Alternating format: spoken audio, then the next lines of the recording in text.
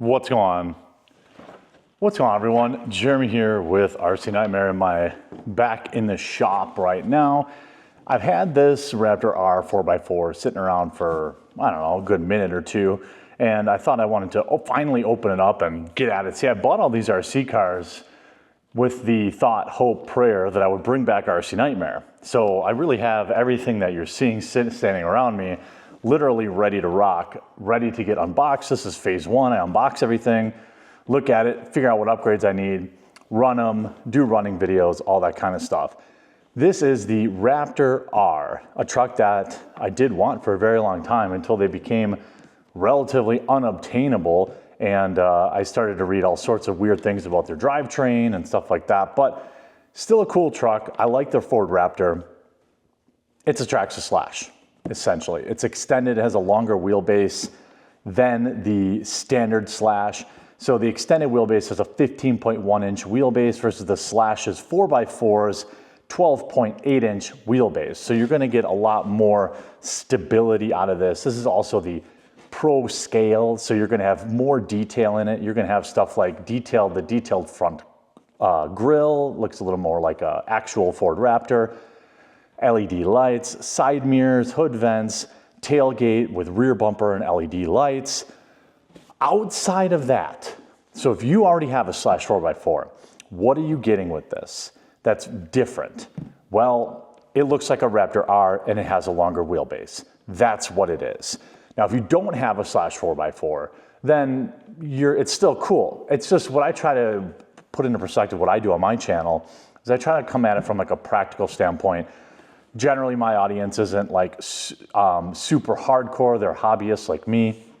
And a lot of stuff people say, well, what the hell? Why do I even want to, get this thing if I already have a Slash 4x4? The answer is, unless you have a significant amount of money, it is the exact same power system, the exact same Valenian 3500 brushless that comes in a Slash 4x4 VXL, the exact same Valenian VXL 3S ESC with speed control, the exact same 2075 steering servo, the exact same TSM radio. Okay, so you're getting basically very, very similar stuff all the way across the board.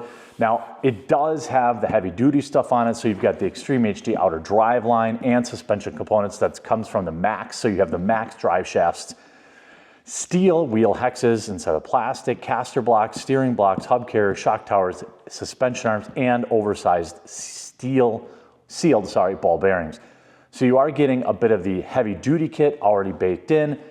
In the many years that I've gotten away from when I've been out of RC, it seems like really the only thing that Traxxas is doing is they've kind of shifted to the printer model. If you're old like me, you remember printers. It's like they're not making any money on the kits, they're making money on selling all the extra stuff that people like me think should have been included in the first place, right? Batteries, there was a day when those were almost always included. Now they were NiCad, they weren't LiPo, but they gave you something. That's long gone now. All these HD upgrades, for the most part, again, should have been made that way in the first place. But if they did that, then they'd have to charge $800 for it, and then no one would buy it.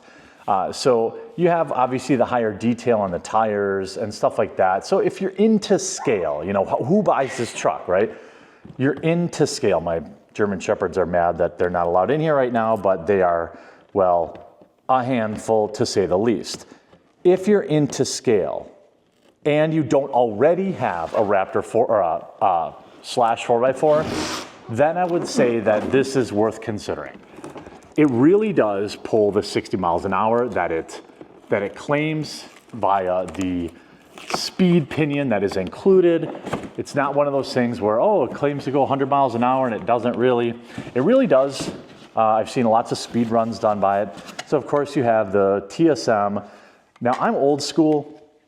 I don't want any gyro telling me how to drive and taking over, but it is good for beginners. One of the biggest bummers when you just get into RC is, like there's innumerable times where I basically took the RC out of the box, immediately broke something that was not included to fix. So obviously that is a huge bummer. So inside you get various shock adjustment stuff. You get a little toolkit, Allen wrench to work on everything, as well as this pinion gear that you need. some extra decals, decals. If you're like me, you almost never open these things up. If you're like me, you never use the Traxxas app. But I probably should. There's some value in understanding the, in the gyro and the TSM. Essentially, TSM is like software assisted driving. On a drone or something like that, you've got gyros, or even on that RC motorcycle back behind me, that's got a big gyro in it. It just keeps it from spilling over as often, biffing. But to me, I'd rather just learn how to actually drive an RC car. But people want to learn, and people don't want to spend $500 learning by breaking all sorts of stuff. So I get that. This is the truck, and it looks great. It does have, I can tell immediately that you have a longer wheelbase than your typical short course truck, and you're not going to get as much kiting when you're jumping it for that reason. And it does look very scale. So if you're a Raptor person, I think the LEDs look cool. These are all like hop-up people. You can see the way the bumper is and the trailer hitch is very scale. I'll get you some close-up of this, of course, too. But it's just, if you like scale, which, people, I don't try to dog on people for enjoying whatever they're into for RC, right? Whatever you're into, it's cool that you like that. Some people are into scale. Some people are into just speed running. Some people are into big air. Some people are into, so whatever you're into, that's the beauty of RC. That's the cool part about remote control hobbies. And often, one of the things I work hard to discourage in my comment sections is people being a-holes about that. Whatever you're into, that's cool. And, one of the early, annoyances in RC for me is, the brand loyalty crap. It's less common nowadays, but back when I used to do this more often, it was like, oh, HPI is the best. Oh, Traxxas is the best. Everything else is crap. Oh, this is all crap. Look, whatever you're into, I think is cool, all right? And not everyone can buy a $700 RC car right out of the gate. And plus, don't forget, a lot of people will upgrade stuff too, right? So yes, this has the exact same powertrain as the Slash, and it can go 60 miles an hour. It has some of the heavy duty upgrades that you might want, but some people like to go to metal shock or big bore shocks, things like, various different things. I don't know if it says anything about what the shocks are on the spec list. I do really like the clipless body mount. So it does have the extreme heavy duty kit installed, which I talked about. Everything's waterproof, which Traxxas still kind of has everyone cooked on that. The Traxxas stability management, the TSM, that's for new drivers. It's fine, in my experience. So this has a heavy duty suspension arms, oil filled ultra shocks. So I'd have to get out and ride it and drive it and see if I really feel like we need an upgrade on the shocks. Normally on a Slash, I would look to upgrade the shocks, the tires, and the steering servo. I've always felt like the 2075 steering servo is just a hair underpowered, and they use it in freaking everything. And I do prefer this mount, even though you can kind of get, again, I'll get some B-roll. You probably have seen it already going through the video. What is there to say about it? It's a longer wheelbase Slash. If you own a Slash, unless you have an inordinate amount of cash, it's hard for me to recommend adding this to the collection because it's just not going to be that different. But coming from a guy with all this crap behind him, you should probably take my word with a grain of salt. I mean, I still like my Rustler, and I have a Slash, and I have, the Sledge. They're all a little different. This will drive differently. It will perform differently on the track, on the short course track. It'll be a little more interesting, a little different drive style. And again, if you're into scale, it's got all that cool scale stuff cooked in already. So you've got the headlights on the front and rear, and the higher end bumper lights, stuff like that, which, in broad daylight, are the lights that cool? Again, I try to approach things from a budget somewhat minded position. I understand that there are cheaper options out there, and as the channel continues to come back from the grave, I will explore other options. I read the comments. People in the comments asked me to get the Max Slash, which is why I got it, but I also understand that that's a very expensive truck. And so, you know, I've seen this thing run a ton. I like scale, but remember that all these lights and LEDs only look cool at dawn or dusk, unless you're running it in complete darkness.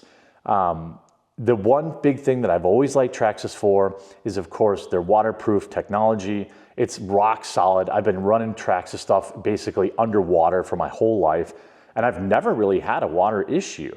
Again, do I think it could use a better steering servo, a little stronger, like Spectrum steering servo? They make waterproof ones too. Yeah, I would probably upgrade that. Would I put a little better tires on it? Yeah, probably.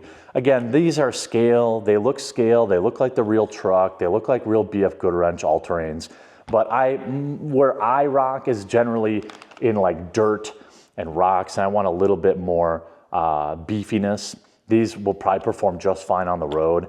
You know, again, it's a Slash, but almost everything Traxxas makes nowadays is some version of the Slash. If you like scale, it is very scale. As a Raptor owner myself, it does look like a Raptor. Somebody who has been up and close to the Raptor R, it does look like the Raptor R. So overall, I love how easy it is to put the body on these days. Holy crap. You kids don't even know what it used to be like, the freaking body pins for everything, get them stuck under your fingernail. It was an absolute nightmare putting those Lexans on. And then of course you'd lose a body pin, and that would ruin a body pin. I think I said body pin, I'm not sure. That would ruin the day. My final kind of like takeaway is, before I get out and run it, which I'll always have a post-run review, you're gonna see a huge slew of those coming out in spring, because I'm just gonna have an RC day here with all my friends, and we're gonna just run them all. And I'll be able to give final breakdown reviews. But it's a Slash. It's a little longer wheelbase. You're gonna have all the things that come with that. If you like scale, it's cool. Immediate upgrades, other than the steering servo, I wouldn't really do a lot. Again, other than the tires, steering servo, and this truck's basically ready to rock, at least in my opinion. And the steering servo is fine. It's just I always felt like a little underpowered, especially now when you've got a longer wheelbase on the truck. I would have liked to see that, but overall, I think the Raptor R Slash is cool. Is it a shelf queen? Well, we'll find out. Those do exist in the RC world. I know it's crazy to think about people buying $700 RC and just hardly ever running it and just tweaking on it and upgrading it, but those exist. I own some. We'll find out if it's a shelf queen or not. I hope you enjoyed this video. If you did, please do make sure you leave a thumbs up on it, and write down in the comments, and I read those. And if you haven't yet, please do subscribe down below. I'm going to get this channel over on Rumble as well as YouTube too, so people over there can see the fun of RC and see this side of me too, which is, sometimes you get on and unwind. So that's the Raptor R. Let me know what you think of it in the comment section down below. You think it's worth adding this to the collection with a Slash 4x4, or is this another either or option for Traxxas?